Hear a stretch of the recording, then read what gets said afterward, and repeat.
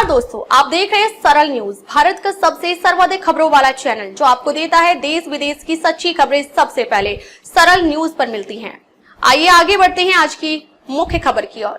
महमूद खलील को आजाद करो, फलस्तीनी समर्थक की रिहाई के लिए कोलंबिया यूनिवर्सिटी में नारेबाजी, ट्रंप के खिलाफ उतरे छात्र। कोलंबिया यूनिवर्सिटी के फलस्तीनी समर्थक छात्र को पिछले दिनों हिरासत में लिया गया था, जिसके बाद से लगातार वहां विरोध प्रदर्शन जारी है। इस बीच एक कार्यक्रम के दौरान प्रतिष्ठित न्यूयॉर्क सिटी स्कूल की अंतरिम अध्यक्ष क्लेयर शिपमैन ने मंच संभाला तो छात्रों ने शर्म आनी चाहिए जैसे नारे लगाए और विरोध जताया। गाजा में हिंसा समाप्त करने के लिए पिछले 18 महीनों से कोलंबिया यूनिवर्सिटी में विरोध प्रदर्शन होता रहा है। इसी को लेकर हाल ही में ट्रंप प्रशासन ने फलस्तीन समर्थक प्रदर्शनकारी छात्रों को गिरफ्तार किया गया था। क्यों हिरासत में लिया गया खलील? गाजा में इजरायल के युद्ध के खिलाफ राष्ट्रव्यापी कैंपस विरोध के सबसे प्रमुख नेताओं में से एक खलील को उनके कैंपस एक्टिविज्म के बाद अमेरिकी अधिकारियों ने 2 महीने पहले हिरासत में लिया था।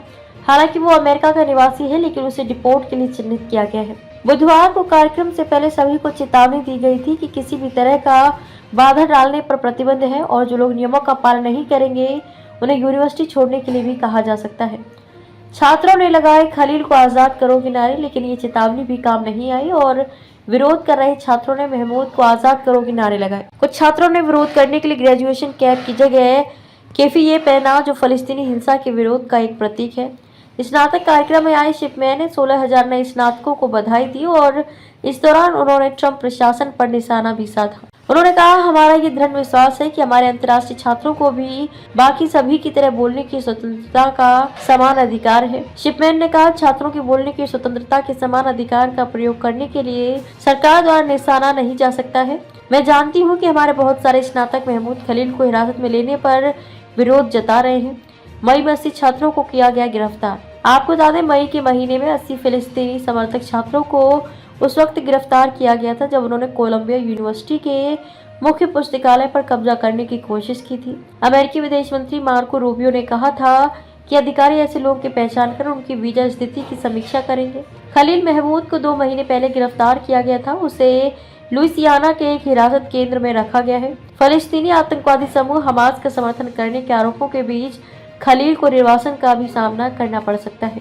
2024 के वसंत में कोलंबिया विश्वविद्यालय में गाजा युद्ध के विरोध प्रदर्शन के दौरान एक प्रमुख व्यक्ति महमूद खलील ने ट्रंप प्रशासन द्वारा गिरफ्तार किए जाने और उन्हें निर्वासित करने के बाद वैश्विक ध्यान आकर्षित किया है। इस मामले में कॉलेज परिसरों में अभिव्यक्ति की स्वतंत्रता तथा अमेरिका के स्थायी निवासी को निर्वासित करने की कानूनी प्रक्रिया पर प्रश्न उठा दिए हैं।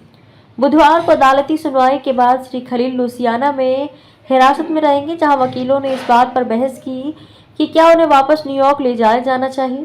सीरिया में जन्मे कोलंबिया स्नातक के आव्रजन एजेंटों द्वारा गिरफ्तारी को राष्ट्रपति डोनाल्ड ट्रंप के उस वादे से जोड़ा गया है जिसमें उन्होंने उन छात्र प्रदर्शनकारियों पर कार्रवाई करने का वादा किया था जिन पर उन्होंने गैर अमेरिकी गतिविधि का आरोप लगाया था। ट्रंप ने बार बार आरोप लगाया कि श्री खलील सहित फिलिस्तीन समर्थक कार्यकर्ता हमास का समर्थन करते हैं, जिसे अमेरिका ने आतंकवादी संगठन घोषित किया है।